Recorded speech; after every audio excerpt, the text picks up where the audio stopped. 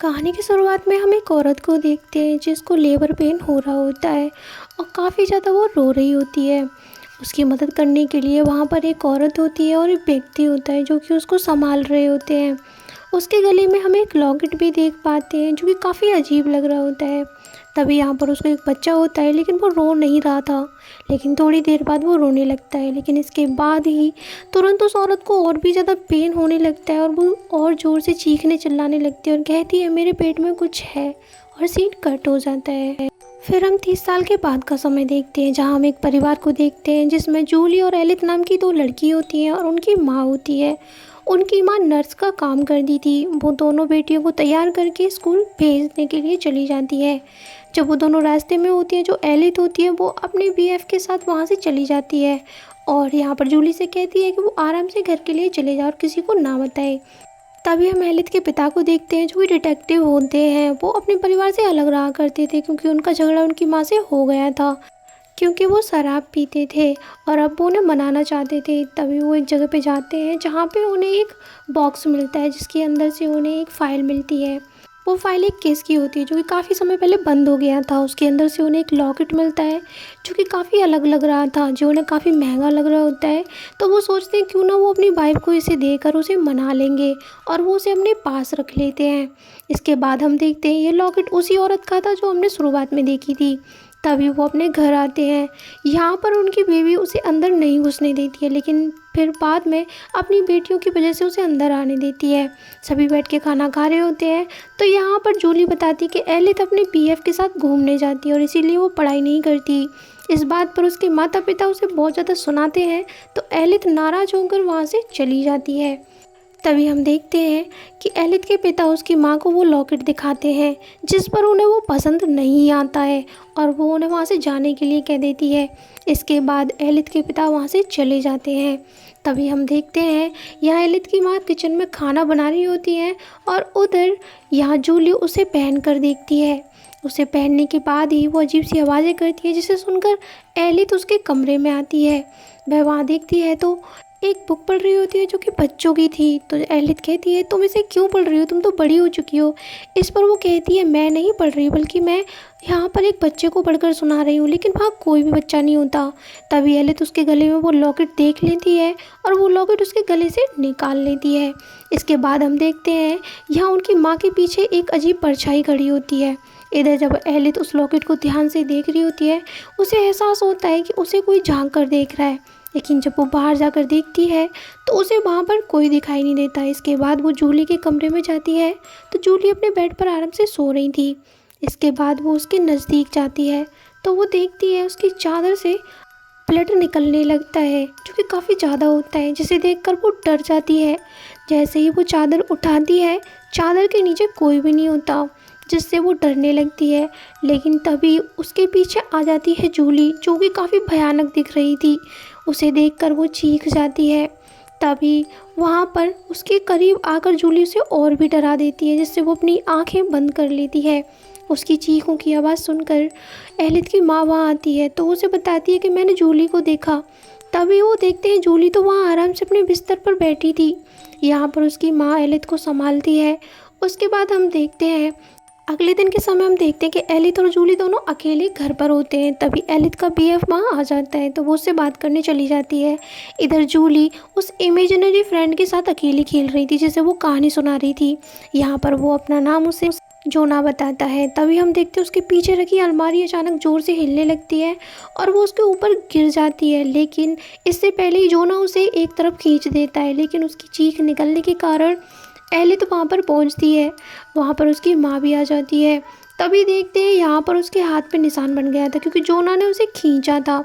उसकी माँ इस बारे में उससे पूछती है तो वो कहती है जोना ने किया है, उसने मुझे बचाया था। इस बात पर एलिस कहती है ये इमेजिनरी फ्रेंड है, कोई रियल नहीं है, उसका मजाक बनाती है। तो वहाँ से जूली नाराज़ होकर चली जाती है। तभी एलिस की माँ कहती है कि तुम्हें उसका ख्याल रखना चाहिए। तो वो उससे कहती है मैं उसकी माँ नहीं हूँ, ना ही वो मेरी बेटी। इसके बाद हम देखते हैं शाम को जूली का ख्याल उसकी माँ रख रही होती है। इसके बाद हम एलिस को देखते हैं जो कि उस लॉकेट को फिर से देख रही थी। तभी उसके कमरे में रखे पक्षी अचानक से चिल्लाने लगते हैं, तो वो उनको एक कपड़े से ढक देती है जिससे वो ना चिल्लाएं। इसके बाद वो फिर से लॉकेट देख रही थी, तभी वहाँ पर उसे जोना दिखाई देता है जो कि एक बच्चे के रूप में था। वो उसे देख के डर जाती है। जब वो उसके पास आती है और उससे पूछती है क्या तुम जोना हो, तो वो कुछ भी नहीं बोलता। तो वो उसके पीछे पीछे जाती है, तो अचानक से उसके सामने एक औरत आ जाती है जो कि जोना की माँ होती है। वो उस पर हमला कर देती है और अपने मुंह से ढेर सारा ब्लड निकालती है और वो एलित के मुंह में वो सारा कुछ उड़ेल देती है। इसके बाद एलित भागती हुई अपनी माँ के पास जाती है और सब बताती है। लेकिन जब उसकी माँ वहाँ पर देखने आती है तो वहाँ कुछ भी नहीं होता। तभी एलित जो होती है वो उस लॉकेट को पैर से खिसका कर बेड के नीचे धकेल देती है जिससे वो उसकी माँ को ना दिखे। और फिर वो अपनी माँ को सब कुछ समझाने की कोशिश करती है, लेकिन तभी वहाँ पर जूली आती है और कहती है जोना बहुत अच्छा लड़का है, वो ये सब नहीं कर सकता। तब उनकी माँ चिल्लाती है और कहती है जोना कोई भी नहीं है, जोना मौजूद ही नहीं है। और इसके बाद सभी लोग साथ सो रहे होते हैं कि तभी हम देखते हैं एलित की माँ जब सो रही थी तो अचानक उसे एक सपना दिखाई देता है। वह देखती है कि वह एक लाल कलर की रोशनी में है, जैसे वो उस लॉकेट के अंदर घुस चुकी हो। तभी वहाँ पर उसे दिखाई देती है वही औरत जो मूवी की शुरुआत में हमें दिखाई गई थी। वो उससे कहती है कि वो मुझे मारना चाहता है और धीरे अचानक से वहाँ पर वो आता है और उसे मार देता है। तभी वह एलित की माँ के गले को भी चोक करने लगता है और अचानक उसकी आंखें खुल जाती हैं। वो समझ जाती है ये सब कुछ लॉकेट की वजह से हो रहा है, तो वो उसके पिता से पूछने जाती है। तो वो उसे बताता है वो लॉकेट उसे एक केस की फाइल से मिला था। वो उससे कहती है कि मुझे उसके बारे में सब कुछ बताओ, तो वो मना करता है। तो वो कहती है इसीलिए हम तुम्हारे साथ नहीं रहते क्योंकि तुम कभी भी अपना काम ठीक से नहीं करते। तो मजबूरी में वो बॉक्स उसके पास लेके आता है और उसे उस केस की फाइल को पढ़कर सुनाता है, जिसमें पता चलता है कि 1938 में एक परिवार हुआ करता था जिसमें एक बच्चा था जो कि काफ़ी खूंखार होता है क्योंकि वो गांव के सारे जानवरों को बुरी तरीके से मार दिया करता था। इसके बाद से उसका परिवार उसके बचाव करता। उसका पिता सारा दोष अपने ऊपर ले लिया करता, लेकिन एक दिन उसका पिता तंग आ जाता है और वो अपने परिवार को छोड़कर वहाँ से चला जाता है, अपने बीवी बच्चों को छोड़कर चला जाता है। लेकिन एक दिन उसकी माँ भी उस बच्चे से तंग आ चुकी थी, तो वो उसे गला दबाकर वहीं पर ख़त्म कर देती है और ख़ुद को भी ख़त्म कर लेती है। इस बात से एलित की माँ काफ़ी ज़्यादा परेशान हो गई थी। तभी वो उस फ़ोटो को देखती है तो कहती है ये तो मेरे सपने में दिखी थी, और वो काफ़ी ज़्यादा डर जाती है। जब वो घर जाती है तो एलित से इस बारे में बात करती है और लॉकेट के बारे में पूछती है। तो वो बताती है मैंने उसे बेड के नीचे खिसका दिया था। वो उसे ढूंढती है लेकिन वो उन्हें नहीं मिलता। तभी वो उससे जूली के बारे में पूछती है तो वो कहती है मुझे नहीं पता। तभी हम जूली को देखते हैं जो बाहर झूले पे झूल रही थी, लेकिन अचानक से उससे जो जोना होता है उसके साथ झूल रहा था वो उसे बाहर धक्का दे देता है, जिससे जूली को चोट लग जाती है और वो चीखती है। भागते हुए एलित उसकी माँ वहाँ पहुँचते हैं तो वहाँ देखते हैं जूली को चोट लगी थी। वो जल्दी से उसे हॉस्पिटल ले जाने लगते हैं। उसकी माँ उसे हॉस्पिटल ले जाती है तो एलित उसका लॉकेट उतार कर घर पर ही रह जाती है। अब वो उस लॉकेट को दोबारा से चेक करने लगती है। जब उसे देख रही होती है कि तभी वहाँ पर जोना आ जाता है और उसके ऊपर हावी हो जाता है और धीरे धीरे करके वो उसके मुंह के अंदर धुआं बनकर चला जाता है, जिससे वो उस पर कब्जा कर लेता है। इधर हॉस्पिटल में हम देखते हैं एलित की माँ को जोना की माँ की आत्मा दिखाई देती है। तभी वहाँ पर उसका पति आता है जो कि अपनी बेटी को देखने आया था। इसके बाद हम एलित के बॉयफ्रेंड को देखते हैं जो कि उससे मिलने आया था। एलित वहाँ ज़मीन पर बैठी कुछ कर रही होती है। जब पास जाकर देखता है तो वो उन पक्षियों को मार रही होती है, वो भी बुरी तरीके से। फिर वो उसकी तरफ एकदम भयानक तरीके से देखती है और उस पर हमला करती है। डर के मारे उसका बीएफ वहाँ से भाग जाता है। जब एलित की माँ घर वापस लौटती है तो वो उसे भी अजीब तरीके से देख रही थी, जिससे वो दोनों ही डर जाते हैं। तभी वो पूछते हैं कि सारे पक्षी कहाँ गए। तो यहाँ एलित अपनी माँ को बताना चाहती थी कि कैसे वो बच्चा उसके सामने आ गया और कैसे उसके मुंह के अंदर चला गया, लेकिन वो कुछ नहीं बताती। इसके बाद हम देखते हैं उसकी माँ को जो कि एक व्यक्ति को फ़ोन लगाती हैं जो कि 1938 में केस संभाल रहा होता है। तभी वो फ़ोन उठाता है और फिर वो एक औरत के पास जाता है। इसके बाद वो दोनों ही लोग यहाँ एलित के घर पर आते हैं। तभी पुलिस वाला उसे बताता है कि मेरे पास ये केस आया था और मेरे साथ में ये औरत भी काम कर रही थी। मुझे पता चला था कि एक औरत ने अपने एक बच्चे को मार डाला था खुद से। ये पता नहीं चला कि उसने ये सब क्यों किया था। कहा जाता है उसका बच्चा खूंखार था और इसके बाद उसने खुद को भी मार लिया। यही हमें पता चला और न जाने इसकी क्या रियल स्टोरी थी। तभी यहाँ पर इसके बाद वो औरत बोलती है और वो बताती है कि इस केस में मेरी बहन भी जुड़ी हुई थी और मैं इस केस की डिटेक्टिव भी थी, इसलिए मैं तुम्हें सारी कहानी बताती हूँ। मेरी बहन वो थी जो उस औरत की डिलीवरी करी थी। मेरी बहन यहाँ एक समन भी थी, वो लोगों की प्रॉब्लम्स दूर करती थी काले जादू से। यहाँ पर वो औरत भी बच्चा पाने के लिए उसके पास आई थी। उसके बच्चा नहीं हो रहा था तो मेरी बहन ने उसे ये लॉकेट दिया था जो कि काले जादू से बना था। यहाँ पर वो ये काला जादू संभाल नहीं पाई थी। उसे बच्चा तो हो गए लेकिन वो ये नहीं संभाल पाई और उसका परिवार ख़त्म हो गया। तब से उन दोनों तीनों की आत्माएं इसी लॉकेट में कैद हैं। तभी वो औरत उस लॉकेट को छू कर सब कुछ पता करने की कोशिश करती है तो देखती है उस औरत के एक नहीं बल्कि दो बच्चे हुए थे। एक तो वो जो रो नहीं रहा था और एक जो बाद में हुआ था, जो कि पेन से हुआ था, वो शैतान का बच्चा था। यहाँ पर वो औरत को काफ़ी प्रॉब्लम देने लगता है और उसे बताती है अब जो है वो शैतान है, वो हमें परेशान कर रहा है। वो औरत वहाँ से जाने लगती है लेकिन पुलिस वाला उसे रोक लेता है क्योंकि हम इनकी मदद नहीं करेंगे तो कौन करेगा।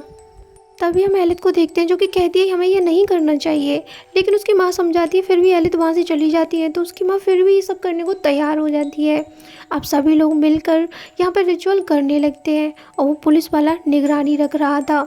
जब वो लोग रिचुअल करते हैं तो उसी लॉकेट के अंदर चले जाते हैं जहाँ पर उन्हें जोना दिखाई देता है और जोना की माँ की आत्मा जो कि जूली को दिखाई देते हैं और उसे खींचने लगते हैं। लेकिन वो औरत उसकी मदद करती है और दोनों को उस लॉकेट के अंदर कैद कर देती है। लेकिन इससे एलिथ को भी प्रॉब्लम हो रही थी क्योंकि घोस्ट उसके अंदर था, यानी जो शैतान वाला बच्चा था वो उसी के अंदर था। वो उसे हवा में उठा देता है और ज़ोर से गिराता है, जिसकी आवाज़ सुनकर सभी लोग उसके कमरे की तरफ दौड़ते हैं। जब पुलिस वाला वहाँ पहुँचता है तो देखता है एलिथ यहाँ पर पजस हो चुकी थी और काफ़ी भयानक दिख रही होती है। वो अचानक से उस पुलिस वाले को धक्का दे देती है और वो सीधे नीचे गिरता है, जिससे वो वहीं समाप्त हो जाता है। ये देखकर सभी लोग डर जाते हैं। तभी यहाँ पर सभी लोग काफ़ी ज़्यादा दुखी थे। तभी वो उससे पूछते हैं कि उसके साथ जो चाकू था वो चाकू कहाँ है, लेकिन उसका पिता देने से मना करता है। तो जूली जैसे तैसे अपने पिता को मना लेती है और वो चाकू ले आते हैं। तभी रिचुअल फिर से शुरू किया जाता है। इस बार उन्हें पता चलता है कि उस औरत के दो बच्चे थे, एक अच्छा था और एक बुरा। लेकिन एक दिन बुरे वाले बच्चे ने उसके अच्छे वाले बच्चे को ख़त्म कर दिया था, जिससे वो काफ़ी ज़्यादा टूट गई थी। वो इतनी ज़्यादा दुखी हो गई थी कि वो अपने बच्चे को संभाल नहीं पा रही थी। तभी वो उस पर भी हमला करता है, जिससे नाराज़ होकर वो अपने शैतान बच्चे को मार डालती है। लेकिन वो शैतान इतना ज़्यादा होता है कि वो मरने के बाद भी उसी लॉकेट से अपनी माँ को भी ख़त्म कर देता है। तभी वो औरत कहती है जोना एक अच्छी आत्मा है, हमने उसकी माँ को और उसको उस लॉकेट में कैद कर दिया है, लेकिन वो शैतान अब भी मौजूद है। तभी एलिथ उनके सामने आ जाती है जो कि काफ़ी डरावनी दिख रही थी और अचानक से बेहोश हो जाती है। जब सभी लोग उसे संभाल रहे होते हैं तो वो फिर से चाकू उठा लेती है और उन लोगों के ऊपर हमला कर देती है, लेकिन उसका पिता उसे रोक लेता है। अब सभी लोग उन्हें फिर से उसी घर में ले जाते हैं जहाँ पे ये सब शुरू हुआ था और वहाँ पर ले जाकर वो एलिथ को एक बेड से बांध देते हैं। लेकिन एलिथ जाग जाती है और वो चीखने चिल्लाने लगती है और अपने हाथों को छुड़ाकर वो एक चाकू उठा लेती है और झपट कर अपने पिता के गर्दन को काट डालती है। इसके बाद वो वहाँ से भाग जाती है। जब उसके पिता आखिरी सांसें ले रहे होते हैं तो वो अपनी पत्नी से और अपने बच्चे से माफ़ी मांगते हैं।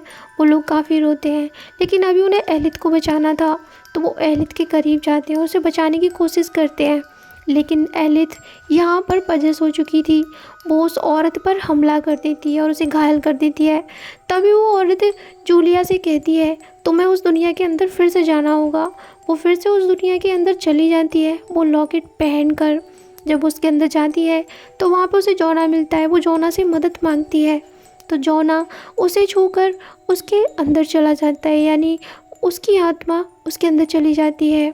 इधर एलिथ अपनी माँ को मारने वाली होती है, लेकिन तभी वहाँ पर जोना आ जाता है जो कि अब जूलिया के अंदर था और वो अपने भाई को रोकता है ये सब करने से।